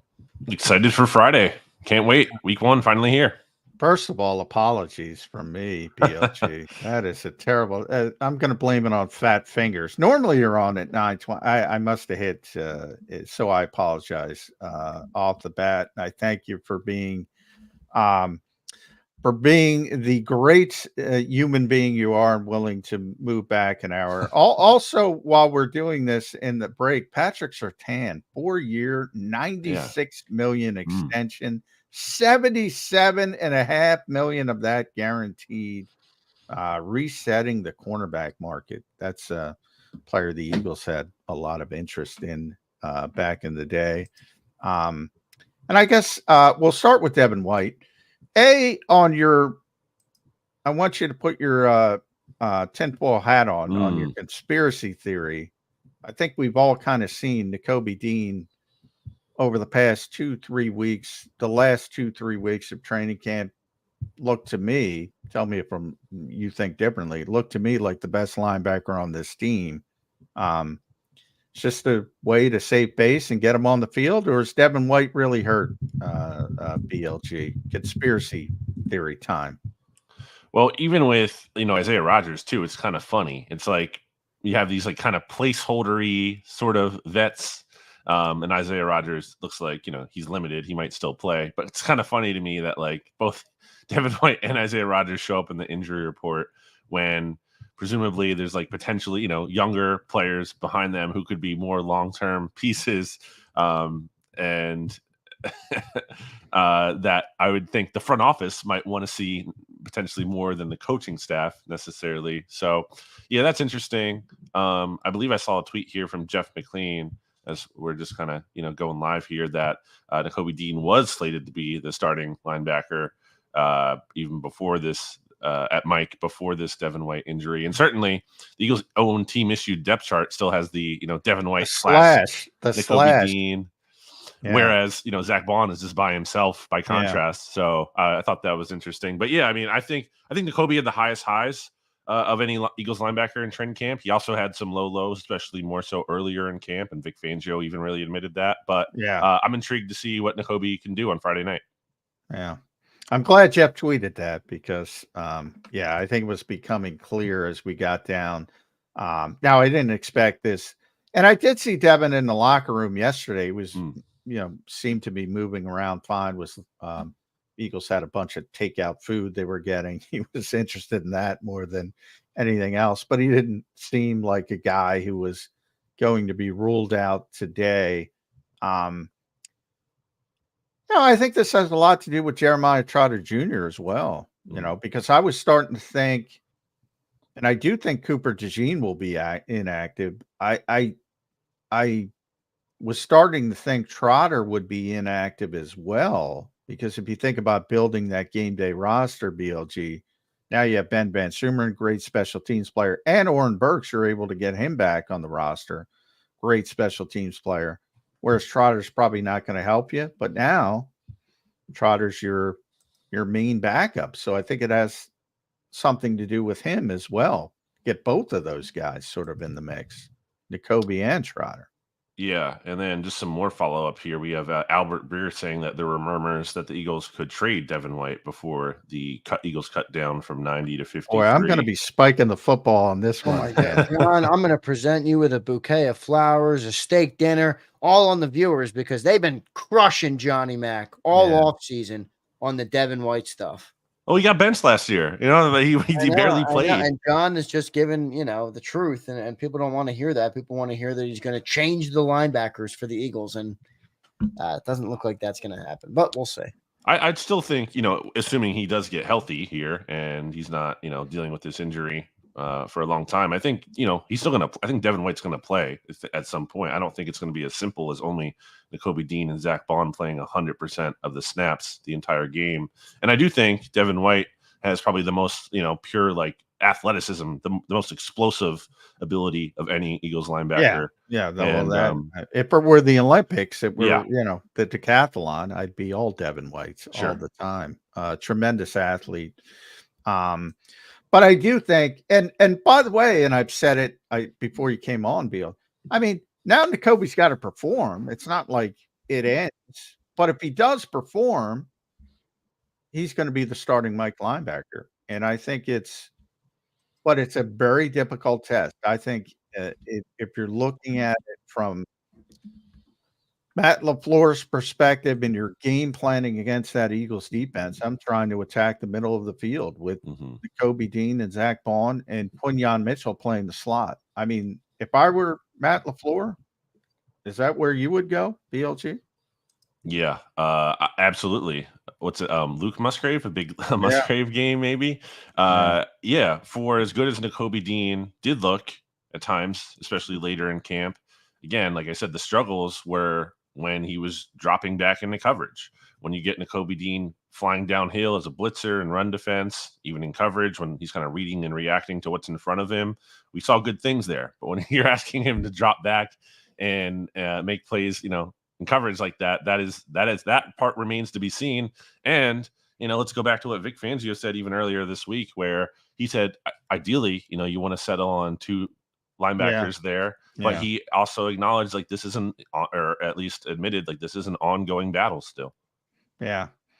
And I remember way back, he was talking about different position. He was talking about cornerbacks at the time, but Vic made that comment. You might have remembered, BLG. It will become obvious at some point.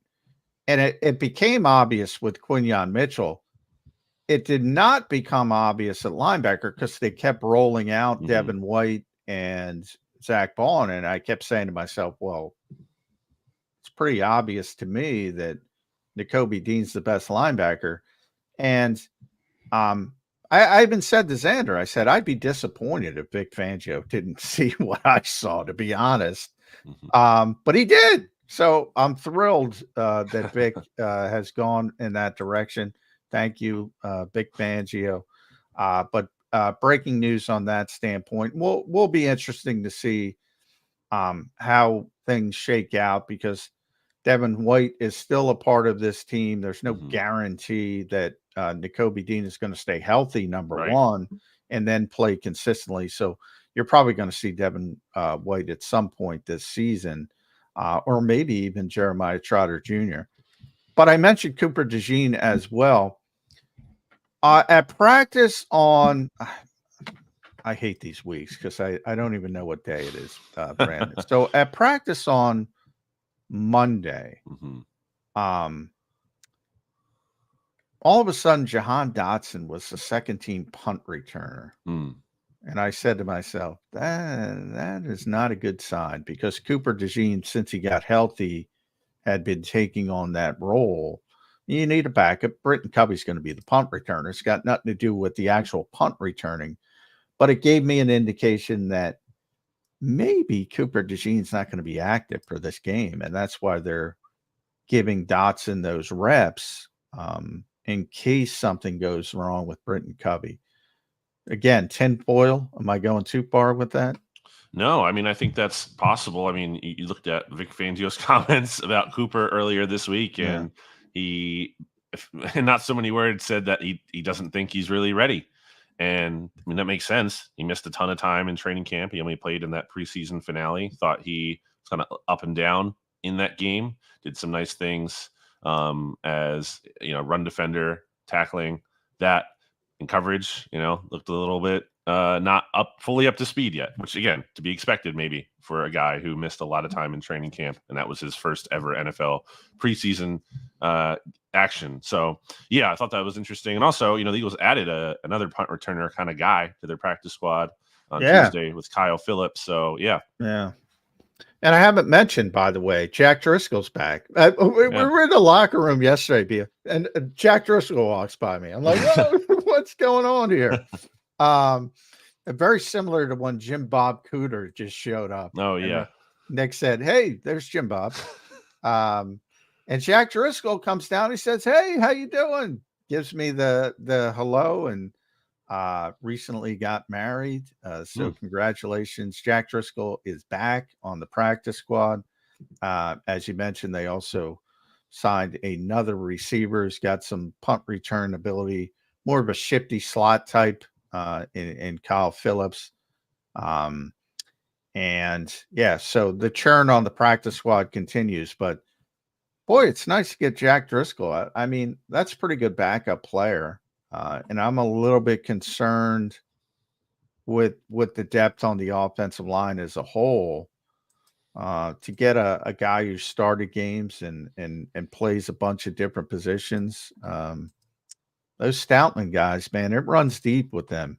If there's an opportunity, poor Sua tore his ACL. I think he might be back if he didn't tear his ACL. He likes his guys, and no negative for Jack Driscoll being back. From that standpoint, agree or disagree? Absolutely. I mean, he has 17 starts, 54 career games played. He's played at both guard and tackle. Had kind of a rough game filling in for Lane Johnson when that's Bryce Huff. Yeah, exactly. And the Jets last year. But then he had that rough start to the Bills game. I think he gave up a pressure on the first snap or whatever it was. But then really settled in. And obviously the Eagles won that game after that. So he wasn't a total liability, didn't wreck the game. Definitely worse offensive line options that you can have on your practice squad than a guy with legitimate starting experience and versatility like Jack Driscoll has. And he made, it's not like he just the Dolphins cut him because he stunk out loud. He made the Dolphins initial roster. It's just they cut him because they wanted to make the waiver claim. Yeah, and they were trying, by the way, I was talking to them, they were trying to play him at center as well. So it was a little bit something he was learning. And you have to do that as a backup offensive lineman, but that's not easy to do. That's the one position he didn't play. And they were trying to teach him that. So maybe some issues there. But yeah, I think it's a smart move by the Eagles. I think it's a good move by the Eagles. And who knows? I could see him being elevated to the 53 pretty quickly if things get back going. Green Bay, though, very good team. We've talked about this in the past. I do not like this game from the Eagles' perspective of I would have fought for Cleveland. Now, the easiest way to stop that narrative, because I think it's going to continue all season, PLG, if they lose this game, because I think this is going to be one of the other really good teams in the NFC, and it could be a tiebreaker down the road. And the fact that game's not at Lincoln Financial Field, I'm a little bit surprised Jeffrey Lurie didn't fight for Cleveland a little bit more. But there's an easy way to stop that, and that's win the game. Can they win this game, PLG? Or is this just a tough matchup? Because it's a really good offense against a young, evolving defense. Yeah, I always like seeing like a division game in week 1 for the sake of like there is the pressure of like, hey, you need to start the season off on the right foot. Some people might think of it like, well, you don't want to be in that 0-1 hole. Well, then good, don't lose. Make sure you win. It's important to show who you are early on, especially coming off of that disastrous collapse that the Eagles just did. And I think it would be a real confidence booster to beat this Packers team that finished the season red hot last year, kind of on the opposite end of the spectrum over the Eagles were. And I know they lost to the 49ers, but I thought kind of outplayed the 49ers in that playoff I thought game. they did. Yeah. So, I think this Packers team is really good. I have them number 2 in the power rankings I did for Bleeding Green Nation, just only behind the Chiefs. This is a really young team. Jordan Love, I know he's been inconsistent, but I think that consistency, I started to see more of that late last season as that young team started to really grow into themselves. And there were times last year where Jordan Love looked like Aaron Rodgers. It's like how he played. It was scary, similar. And then just even some of the mechanics and all of it, it was really uncanny. I think this is a really good young team. And Matt LaFleur, he's averaged 11.8 wins per season. This is a coach who's really good too. I think this is a really good team. I got to be honest with you. Full disclosure, I was not a big Matt LaFleur guy.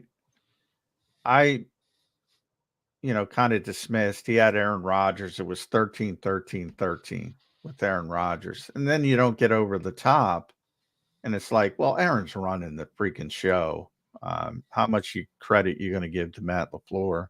And then they had the one bad season, 8 wins. Not bad, but 8 wins. They only had 9 wins with Jordan Love, but they were great down the stretch. And they seem to be getting better. Well, yeah, I mean, honestly, the same thing's going to happen to me this year with the Jets. I'm giving Robert Saleh no credit right off the bat. If they turn into, and I think the Jets will be a Super Bowl contender, as funny as that sounds, if Aaron Rodgers is healthy. And we have to see. I mean, that's a big injury for an old guy. So same thing with Kirk Cousins in the NFC. That's a difficult injury, I imagine, at that stage of the game. But over the past 2 years, he's only had 8-9 wins, but I've given him more credit. And I think he is. I've started to turn and say, well, maybe Matt LaFleur is pretty good. So I don't know if he deserved all the credit early, because I think you and I could have coached that team and got 13 wins. But the last couple of years, I'm pretty impressed by what he's been able to do, even though the numbers haven't been as good wins-wise. Yeah, I think at the very least, you can say he's not getting in the way, right? He's not sinking. He's not bringing the team down. He might not be doing the most, but he at the very least, he is facilitating the success, especially offensively. Obviously they've had defensive issues, and it seems like, I don't know if they're making the right defensive coordinator hires or if it's a person. Yeah, I don't know about that one. That one's off the radar for me. Jeff Hapley, although he was a DB's coach in the NFL for a long time before he went back to college. So maybe part of it is that. But boy, it's crazy. We always talk about Andy Reid's 1999 coaching staff locally. Ever see that Washington, I guess, 2013 coaching staff? My God, it is unbelievable. Must feel great if you're a Washington fan. Yeah, I know. Well, and they didn't have any real success, but they were okay back then. Yeah. I mean, it was still Mike Shanahan, so they were okay. But I mean, the assistants on that staff, I got to pull it up. It's crazy. Boy, Kyle. Well, obviously Kyle. Mike was the head coach. Kyle was the offensive coordinator. Matt LaFleur was the quarterback's coach. Mike McDaniel was the tight ends coach. Sean McVay was the tight ends coach. Mike was the wide receivers coach. And then you have other big name guys. Jim Haslett was on that staff. Bob Slowick, who became a head coach. Raheem Morris, who's a head coach. It's unbelievable. It's really, Kyle, Matt LaFleur, Mike McDaniel, Sean McVay, but and they're all close and they all run the same style of offense. It's all the Shanahan Kubiak offense. And that's sort of like the Vic Fangio offense. That's like the offense that everybody wants to run, sort of like Vic Fangio's defense was the defense everybody wanted to run. But it's pretty amazing coaching staff. I tangent, but when you talk about that Packers offense, and all the young playmakers at receiver, any concern about? I found it funny that Vic Fangio was really, let's press pause on Jalen Carter. Like, he knows how good Jalen Carter is, but he's playing it very, I think he wants to light a fire under him. Sure. And with Quinyon, he's like, yes, he's ready. And he's, is he going to be successful? Yes. Why do you think he's taking those two tacks with those two players? Maybe there's a little bit of like humbling that he feels like could go into it for a second year player who's kind of, shown already has done some good things. It's not like Jalen Carter needs the confidence boost. I think he's pretty confident enough. Whereas, Quinyon, a rookie, and especially at a position too, where we always talk about like confidence is extremely, maybe the most important of any position at cornerback. That's maybe true. Kind of feeding that confidence. And, Quinyon's, as we know, is he's confident from what we can tell. He's also kind of a quiet guy. So maybe there's something going into that, there's some reassurance that kind of will kind of feed that a little bit and go a longer way for him. But yeah, both of those players are, I think, so was doing an exercise, where trying to determine like the second most, valuable player on the Eagles defense. Obviously, number one, you're going to say Jalen Carter this year, but like, who is that second player? And I don't think it's a no-brainer. I don't think it jumps out at you.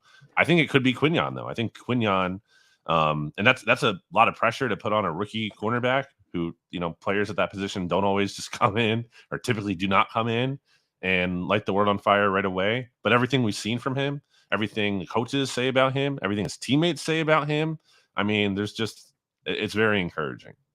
Yeah, it really is. It's interesting question. Number two, I would say Jordan Davis. Yeah, that's right next to each other. But yeah, you can make an argument for Quinyon. You can make an argument for Slay. Make an argument for CJ, I think, as a playmaking safety. Hopefully, gets back to what he was. Yeah, that's an interesting. I got to mull that one. Always, PLG gives me good ideas, and I appreciate that. It's Jordan, because if you lose Jordan, that entire defense changes the way it looks.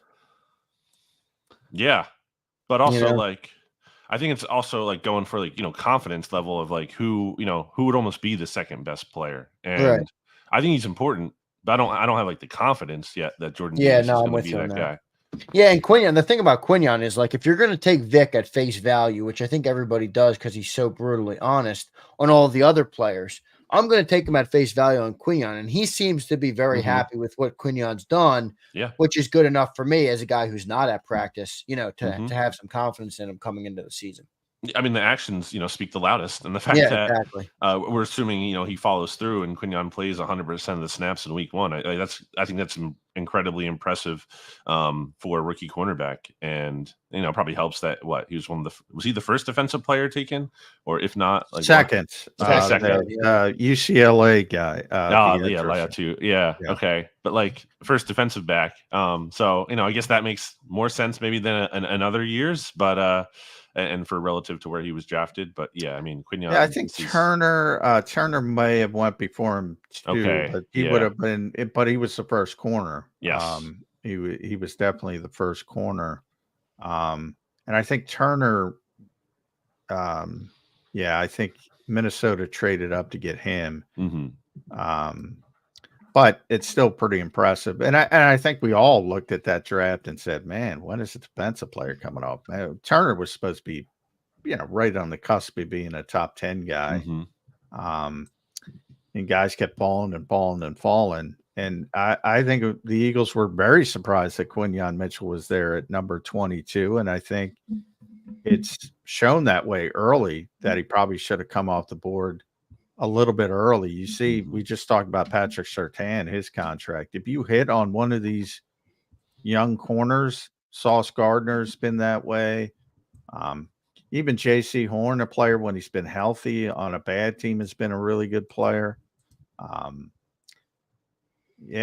mean, that could solve a serious issue for the Eagles moving forward.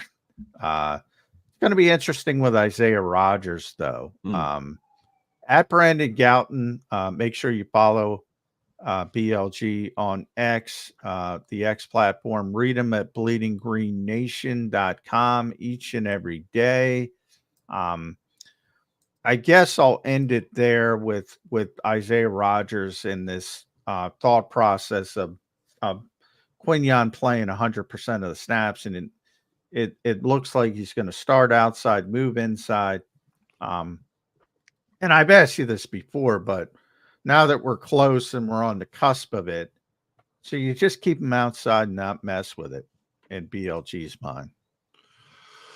I think I'll go back to what they said, or Vic said specifically, and it's just about, getting the most talented, your best players on the field as much as you possibly can. And, I think obviously there has to come a point where you can parse through that, and it might not be the most conducive if you're switching roles and whatnot. But I think that's okay to try, at least early in the season. I think this is the time to try it, as opposed to obviously when you're getting down to the most important, meaningful games late in the year in the playoffs and whatnot. If you're going to try it, I think it's fair to try it now, see how much Quignon can handle. He is very good. I also like the matchup with some of those, it's not like I think the players that the Packers have at receiver and how they rotate their guys and how the target distribution is really spread out. I think it's okay to have Quignon playing in different spots, and you might want to match him up on different guys, or conversely have him follow someone if you really feel like that. There's a lot of different options and flexibility. I think. My one concern with that thought, which I get it, I understand it, and Christian Watson, to me is the best of the pack. Like, nobody knows it because he's always hurt. But in those short windows when he's healthy, he's like a size, speed, measurables freak that nobody can deal with. And he's 6'4". He might be 6'5". I don't know what he is. How's Isaiah Rodgers dealing with that? Yeah. The Eagles saw this firsthand, right? When they played the Packers back in 2022. I mean, would Watson have at least one big play or one big touchdown against them in that game? Man. He's never out there. He's always hurt, but when he's out there, he just makes plays and plays and plays. Yeah, the ceiling, the Christian Watson ceiling is very high. It can be very high. The floor can also be a little low, but the floor can be, or the ceiling can be high. Yeah. BLG, a lot's been made of the offense this offseason. Kellen Moore, new offensive coordinator. They're bringing Saquon Barkley. What's your expectation for this offense coming into week 1, and how different will it look from last year? Yeah, that's the big question, right? I think we're going to see differences in terms of more pre-snap motion than the least in the NFL, especially that lines up with what we saw in training camp. We were seeing that on a pretty regular basis. I think we're going to see more Devontae Smith in the slot. I think that's going to be, more of a factor. We've heard that from, the players, even noticing Devontae Moore on the inside there. And the Saquon show is coming. Well, we'll see. We'll see just how often he's used. I would guess it's a lot, but Kenny Gainwell doesn't seem to be a total non-factor, right? You would agree with that, John, I'm guessing. Yeah. So I think it's going to be, when I just look at the talent, I have high expectation, and Jalen Hurts coming off of what I feel like is his best training camp. There's incredibly high expectations for this offense. I think they're going to be, there's no reason to think they shouldn't be top 10. By the way, have you gotten a lot of, I forgot to ask you, have you gotten a lot of, from Eagles fans, Josh Jacobs is washed, don't worry about him this week, which they may be right from my standpoint. I'm like, he's coming off a terrible year. I didn't understand the Packers move off Aaron Jones, other than he's had his own injury issues, but I think he's a better fit for their offense. And they may completely be right, but then I say to myself, Josh Jacobs is a year younger than Saquon Barkley. He's got less touches in his career than Saquon Barkley.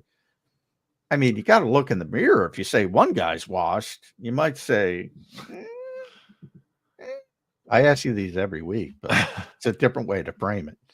I don't play fantasy football just because I feel like it's too much of a time suck for me personally in the season. I can't, but I keep tabs on it, and I have friends who play, and I like to weigh in sometimes or advice. I was helping someone manage a team last year. I can do that. If someone can do the heavy lifting, I can weigh in here and there. But this year, kind of just based on what I've been reading and seeing, I thought Josh Jacobs seemed like underrated and undervalued in some of these fantasy discussions. So I haven't seen like Eagles fans specifically, saying that, they're not afraid of him, but I've seen I think the fantasy football, or a lot of the, just casually at least, I think you get the articles like, actually Josh Jacobs could be a steal and a good value. And I kind of lean more towards that way. I think he could bounce back after a bad year last year and be like a really nice player. I don't know for how long after this season, but at least this year, I think he could be a really nice piece in this offense. Interesting that the Packers are fairly banged up at running back here because they don't have no AJ Dillon either. No Dillon. Yeah. Marshawn Lloyd missed practice on Tuesday. Their third string running back, I forget his name, but he was on the injury report too. So they are a little banged up there.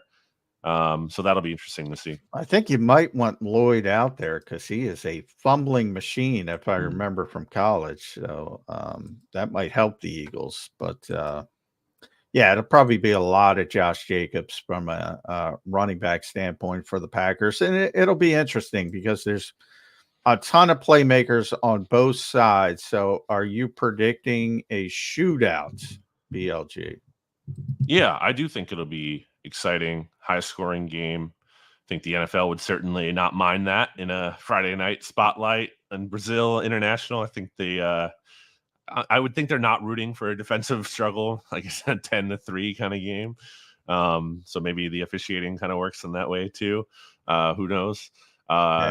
Ron Torbert, by the way, I saw as your referee. If you're a referee guy, Ron Torbert. Okay.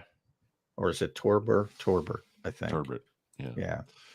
Anyway, if you're a referee guy, be prepared for Ron Torbert. Courtesy of Football Zebras, I give them credit. Yes.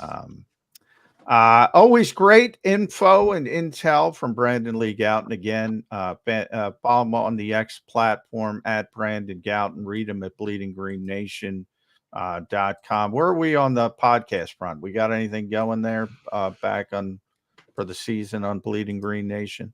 We will see. I hope so. But the best place is to check out, Bleeding Green Nation and my social media handles to see the latest news, if there is news on that. And BLG's all over the place and good enough to come on with us weekly. And again, apologize for being an idiot this morning. But as I said before, I got to take accountability. That's what Nick's been preaching. So I take accountability, and I appreciate you being flexible in doing that. So major apologies. It's week one. We got to, iron out the wrinkles. Exactly. BLG, thanks for being here, man. We appreciate it. We'll make sure everybody follows you, follows all your work on Bleeding Green Nation. Good stuff, BLG. Thanks, guys. Take it easy. Yep, there's BLJ here on Birds 365. Great stuff from BLJ. Just 5 minutes left to go here on Birds 365. Thought that was a pretty good preview. Defense has a tall task, Johnny Mac, I think, coming into this game. That's what I continue to think about this. I think both defenses do. I think, yeah, I do too. But I mean, specifically talking about the Eagles, I think they have an uphill battle on the defensive side of the ball. I mean, Green Bay's. I don't like their higher. That actually, it can't be much worse than it was with John Barry. So, but I didn't understand the hire with their defensive coordinator bringing back a college coach, although he does have some NFL experience as a DB's coach.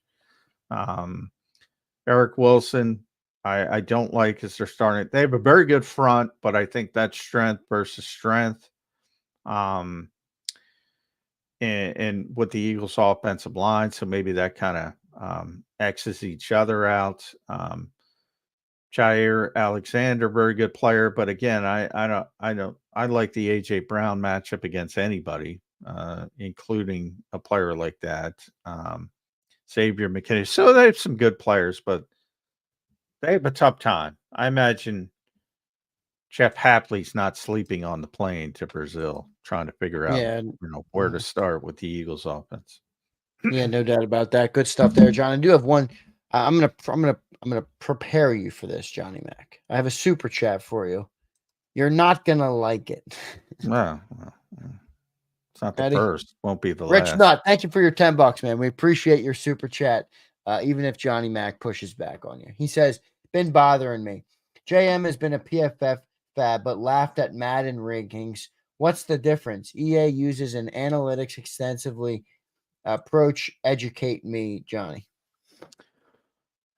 Well, I don't dislike that. I mean, I don't know what Madden does to do their rankings, but I know 32 NFL teams aren't clients of theirs when it comes to analytics and proprietary information. I know 32 NFL teams subscribe to Pro Football Focus's work, and I know ex-NFL scouts grade film at PFF. I don't know what Madden does. And I think it's just a bunch of and I'm sure when it's become more popular, I'm sure they've gotten a little bit more involved and a little bit more legitimate. So I'm sure it's gotten better over the years.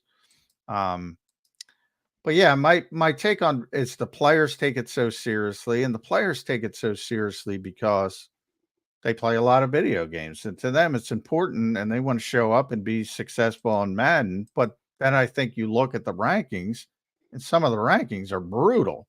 So that's what it. And I always say about PFF, it's not gospel. You don't have to like them. There's a ton of context. Number one, you have to understand what they're trying to do. I always try to explain that, they're grading every play, and they're grading the responsibilities on every play. Some of the things they're not giving more credit to that they probably should, when you boil it down to a number, is splash plays, for instance. Well, splash plays have more of an impact on the game, explosive plays, as coaches will tell you, than just doing your job consistently every play. So I've always said, like, the 5-tool player in baseball is not as important as the guy who's going to crack the 3-run home run. And he might strike out the 3 other times he's up the plate, but he might win the game on the 4th turn. It's big impact on the game. So there's a lot of context to it, but what I describe at PFF, if they say somebody's playing well, they're playing well. If they say somebody's playing poorly, they're playing poorly. And people don't like it when their favorites, they say they're playing poorly, but they love it when they say they're playing great. So with Eagles fans, I always get, well, Lane Johnson is great, and PFF tells you he's great. And they tell you Jordan Mailata is great. And they tell you Jason Kelsey's great. And they tell you AJ Brown's great. And when they tell you Devin White isn't, oh, they're stupid. Can't have it both ways. Good stuff, John. Let's put your recap on today's episode. Devin White is out. That was the breaking news of the episode, and we got into a pretty good preview of the game with our two guests. How you feeling as we get closer and closer to this Friday night game, Johnny Mac? Yeah, it hasn't shifted. I thought Nakobe would be out there. He's going to be out there. I didn't know that they were not going to travel Devin White, so that part's new to me, but I expected Nakobe Dean to be the starting middle linebacker, and he's going to be, so that part isn't surprising to me. I think that's a positive for the Eagles standpoint. I think he's their best linebacker. Anybody who's listened to the show for the past 3-4 weeks understands that. So that hasn't shifted things dramatically for me. I was a little bit concerned about a week ago if Vic was going to keep going down that route. When I said, it's become obvious to me, I'd be disappointed if it hasn't come obvious to Vic. But over the last week, it was kind of clear behind the scenes that Nakobe was going to be the starter. And that's the way it should be. So that part hasn't changed. And I do think what we just talked about with BLG, it's going to be a shootout. So I don't think either of these defenses are equipped to deal with what they're going to face in Brazil. No doubt, Johnny Mac. Good show today, man. Appreciate all of our viewers today. We had tons of them in here today. Appreciate all of you guys. Make sure you guys hit that like button on your way out. One more super chat on the way out. Abe says, John Gruden picked the Eagles this Friday in a YouTube video. That's good. Another pick for the Eagles. We'll see what happens in the game. Abe, appreciate the super chat, man. Appreciate your support of the show today. Devin White is out, everybody. That was the breaking news of the day during the show. Make sure you guys stay tuned on JAKIB Sports. Johnny Mac, good show today, man. We'll talk to you tomorrow morning. All right, brother? All right. We got one more, and then it's an official Football Friday. Yes, it is. One more day and then a Football Friday, as you mentioned. Excited for a Football Friday with the Eagles on a Friday night. Haven't said that in a long time. I don't know if the Eagles have ever played on a Friday night, Johnny Mac. It might be the first time they've ever done that. Yeah, good question. I'll check the game notes. I don't have them in front of me. But yeah, it's a weird game, obviously. Friday Night Lights. Nick's excited by it. Yeah. Thinking about those Friday Night Lights in Jamestown, New York. Yep. Nick loves a high school football. Some call him Harry High School. Well, he's getting his Friday night game this week. Johnny Mac, good show, man. We'll talk to you tomorrow morning. All right, brother? All right. Sounds good. See you, everybody. Hit that like button on your way out. You've been listening to Birds 365, the destination for the passionate Eagles football fan who bleeds green. If it's Eagles football, we're talking about it. Debate inside the locker room and guests that are some of the greatest football minds from around the region. We hope you enjoyed the show. We know we had a blast. Make sure to like, comment, and subscribe, and we'll be back soon. But in the meantime, hook up with us on social media at JAKIB Sports. See you next time on Birds 365.